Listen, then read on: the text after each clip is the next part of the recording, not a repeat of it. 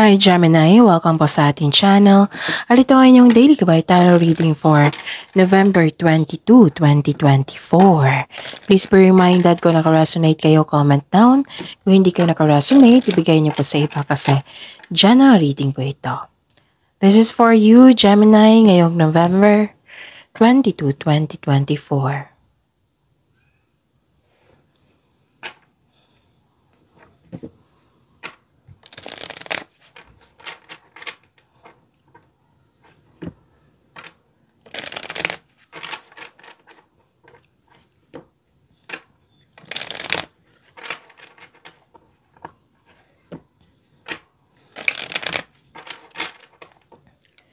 Para po ito sa inyo, Gemini, ngayong November 22, 2024. Maraming salamat po sa inyong patuloy na suporta at maraming salamat din po sa mga hindi nag-skip ng ads. Gamitin ang reading na ito bilang gabay lamang sa mga hindi pa nag-subscribe. Subscribe na po kayo at click bell notification para malaman nyo na may bago tayong video. Para sa mga gustong magpa-reading po, may lumabas dyan sa screen nyo ngayon. Panoorin nyo po at sundin ang instruction. Calling the attention sa mga suki ko dito na Gemini. Open na po ang inyong Matigabay Tarot reading for November 2024. May 6 months from now reading tayo at love life reading po. So message me Gemini for schedule. Maraming salamat po. Spirits Guide, mga ganap po. Ngayong November 22, 2024 para po kay Gemini. I need 3 cards po.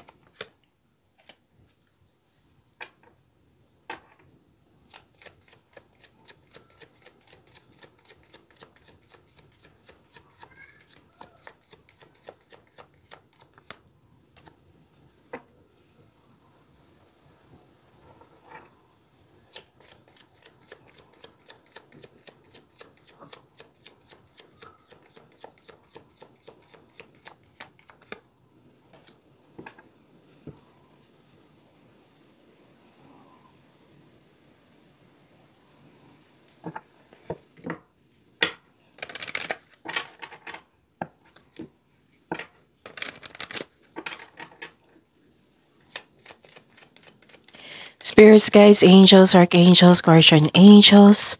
Message po para kay Gemini ngayong November 22, 2024. I need 2 cards po.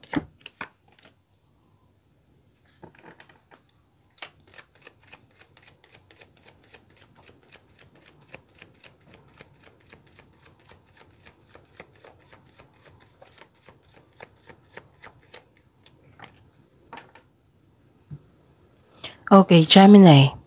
Ngayong November 22, 2024. Okay? May nakita ko ditong nag-self-study kayo, nagbabasa ng libro. Document ba yan? Letter ba yan? Kahit ano, basta may nakuha kayong knowledge, learnings sa araw na ito. Nakita ko rin dito na may malalaman kayong sekreto. Pwedeng natuklasan mo ito sa pagsusuri or may nagsabi sa inyo. Basta sekreto po na malalaman nyo ngayong araw na ito. Tapos nakikita ko rin dito na may meeting, reunion, party, special event, public event, or pagtipon-tipon ng grupo ng tao. Nakikita ko rin dito yung harvesting. Wow, harvesting, pwedeng literal na harvest, pwedeng harvesting like nagbigay ka ng serbisyo, binayaran ka, pwedeng sweldo ito or hinihintay mong return investment, ganon.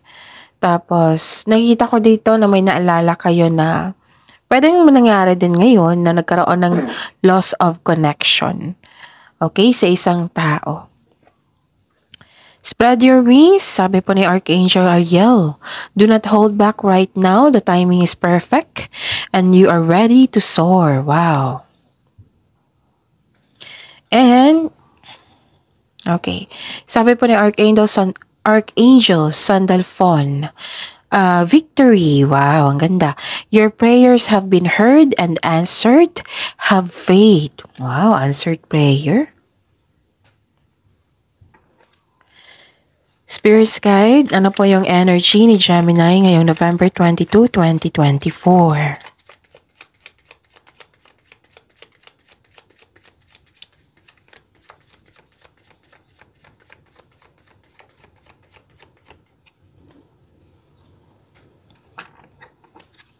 And the clarification of this card po.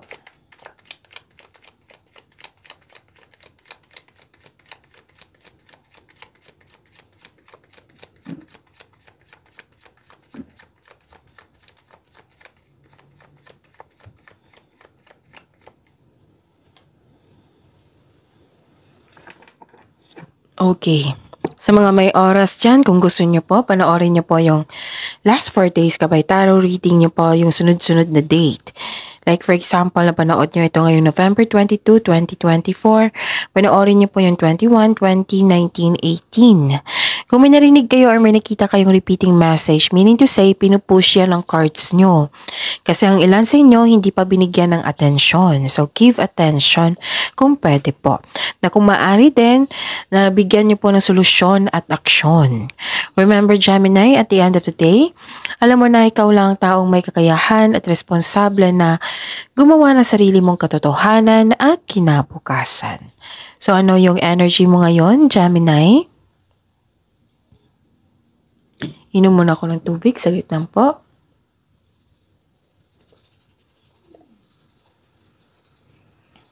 Okay. Nagkaroon ng stagnation dito. Yung napahinto ka. Yung...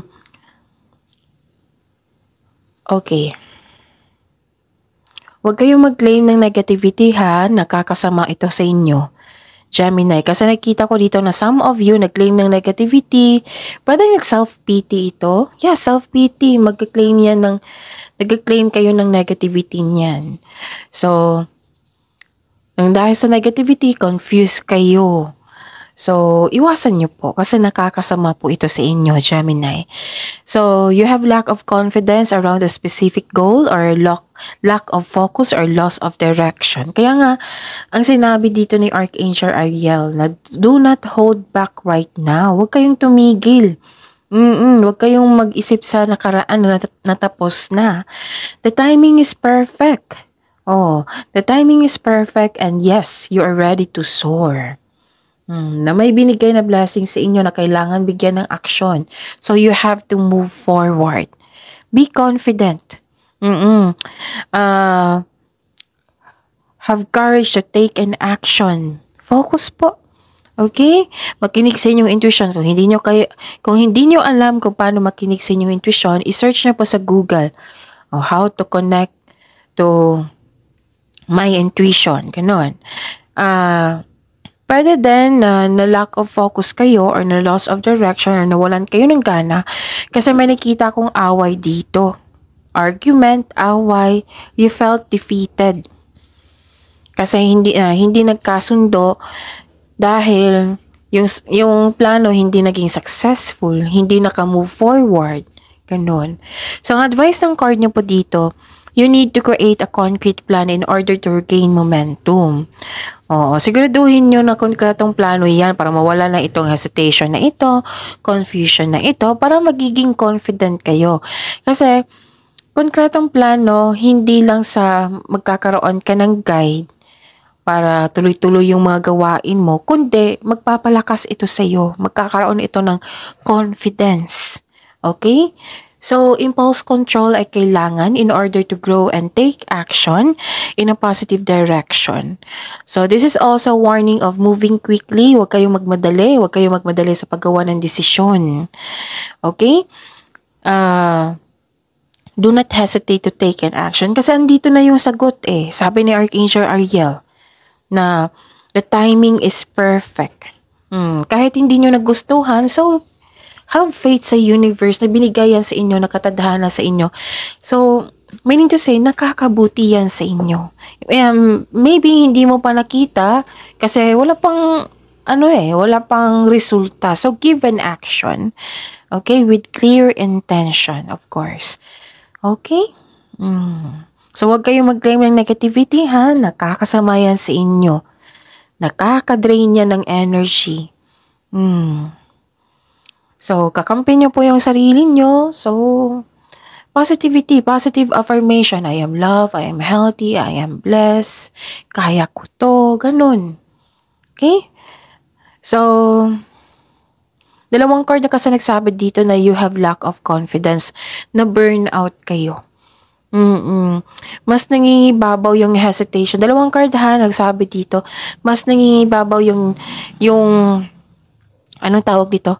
Yung pagtakot na mag-take ng action. Kaya nga may go signal dito, perfect time.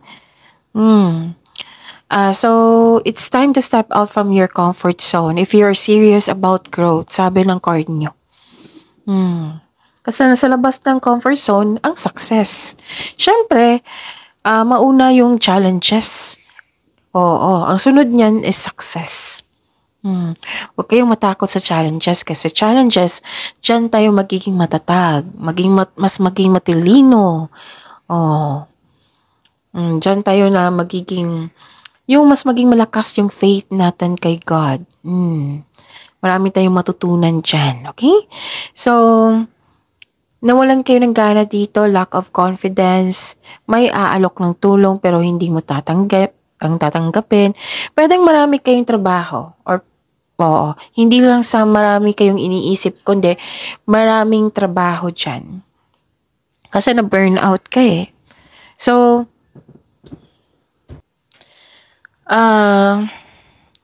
this card tells you to take a break. Kung pwede, magpahinga, mag-rest day. This card tells you to taking a break won't hurt your career. Again, taking a break won't hurt your career. Oo. Allow yourself to mag-rest ka para ma-re-energize ka at ganado ka na magtrabaho sa pagbalik mo. So, don't push yourself so hard, okay? Kailangan ng pahinga para pagbalik nyo, okay na. Okay ng energy nyo. Ganado na kayo ulit sa trabaho. So, yun. Baka napuno ka na dito kasi kulang ka ng pahinga. So, pahinga po. Tamang pahinga, tamang tulog. Spirits Guide, Career and Money po ni Gemini ngayong November 22, 2024.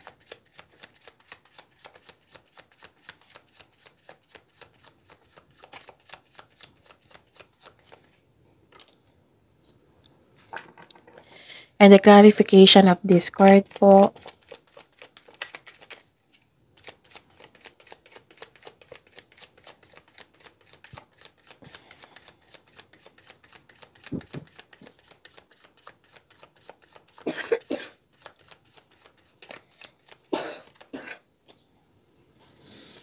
Okay. Sa career and money niyo po.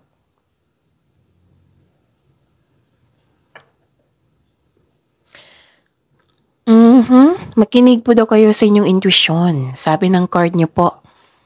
Kasi may hidden motives akong nakikita dito. And still, tatlong card na po nagsabi dito na confused kayo. Stop overthinking. Kahit overanalyzing yan, stop.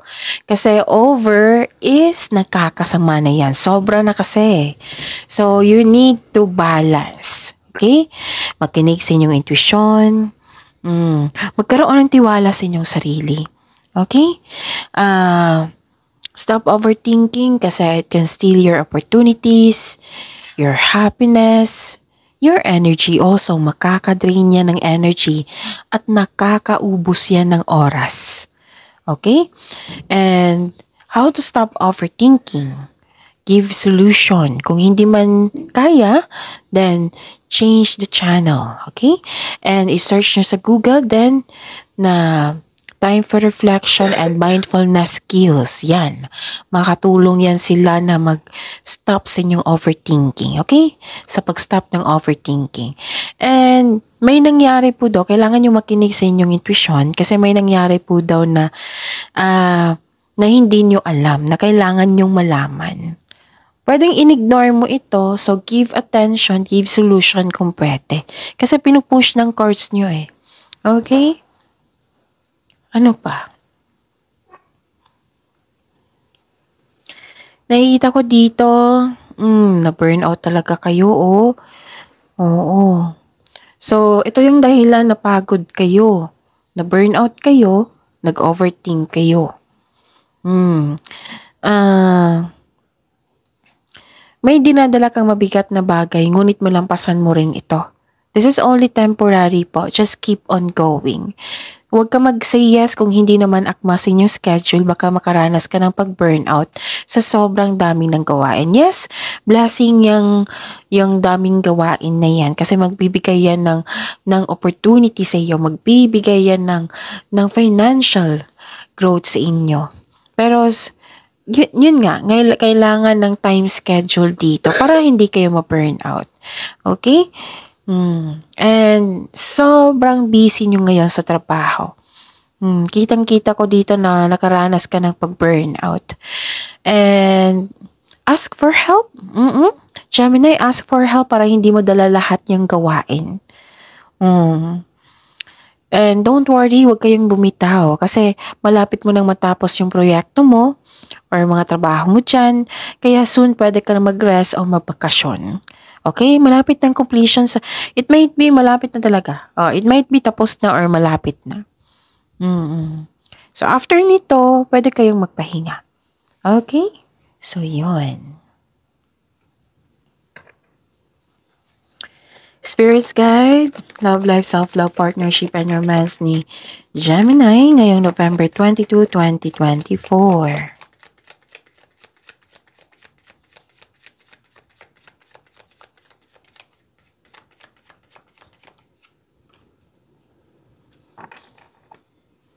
And the clarification of this card po.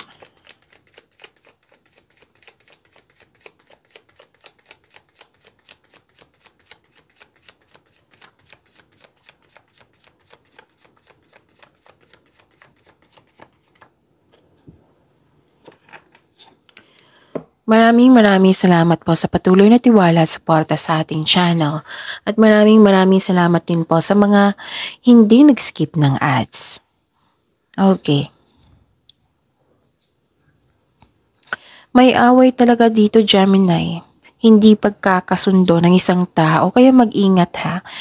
Kung pwede po, wag na lang maumiwas na lang po kayo kasi pagod nga kayo sa trabaho tapos may away pa. So, kung pwede, wag na lang magalit or umiwas na lang sa kanya. Okay? Kung pwede po.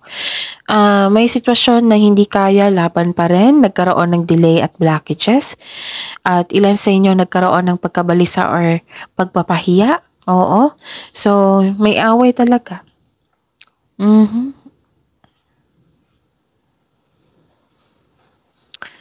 Okay, kahit ito yung ngayong sabi ng card nyo kanina na na huwag magtanggap ng tanggap kung hindi naman akmasin yung schedule. Let's say marami na kayong gawain. So ask for help or time management ay kailangan. Kung hindi kaya kung merong schedule yan, then ask for this nag-expect sa inyong trabaho. Mag-ask ka ng another time. Para mabigyan na ng solusyon yan. Huwag kayong huminto. Huwag kayong huminto, Gemini. Okay? Tapos, kung nagkaroon ng delay, habaan ng pasensya kasi may dahilan yan.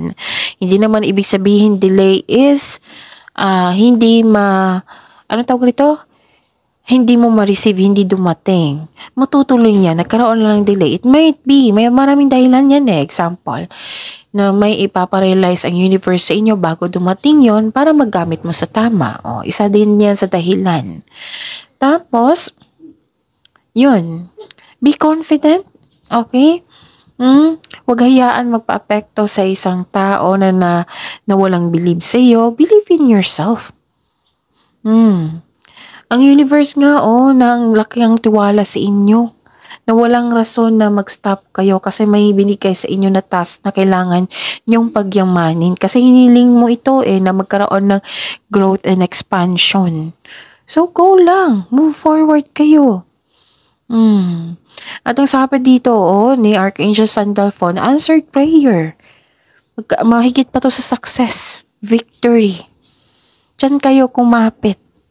So you have to move forward kasi may pinagawa yung universe sa inyo. Huwag kayong magpatalo sa mga taong hindi naniniwala sa iyo. Ang universe nga naniniwala sa iyo, sila pa kaya, 'di ba? Na i-mind mo. So go for it. move forward. Kung nakaramdam ka ng pagod, then pahinga. Then pag okay na, balik ka na. Okay? Kung pwede din na gusto mong may kausap dito. So go ahead. Kung may trust issue ka sa mga tao, then make a journal.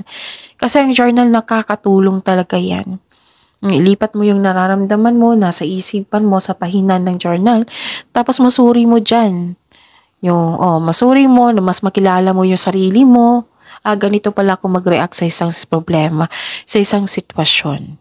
So, mabibigyan mo siya ng solusyon kung ano yung tama. Na ma-find out mo rin na ano yung punot dulo kung bakit hindi kayo nagkasundo, kung bakit ka na burnout. So, may realization dyan may learnings. Journal is makatulong yan sa personal growth, personal development. Okay? Okay. And please be reminder na Gemini, na kung may problema kayo sa love life, huwag niyong dalhin sa isang sitwasyon like sa career and money. Kasi kung maayos yung love life, at least okay pang yung iba. Solve na. Okay? Kasi we are here for our peace of mind, right? And may concern kayo sa isang taong mayabang, bossy, or hindi ka talaga satisfied sa completion ng project mo. Tapos, may binigay na blessings dito. Ang sabi ng card dito, huwag masyadong gastahin kung ano man ang mga biyayang natanggap. Kung i-consider mo ang mga biyayang natanggap, celebrate it by expressing gratitude and generosity. Yan. Okay? Pansinin nyo yung mga blessings na binigay sa inyo, dun kayo kumapit. Mas malaki yun. Okay? So, see you tomorrow. Pagyamanin yung blessings na binigay sa inyo, Gemini. See you tomorrow. Please like, subscribe, and click bell button for notification para updated po kayo sa daily tarot reading natin. Maraming salamat po.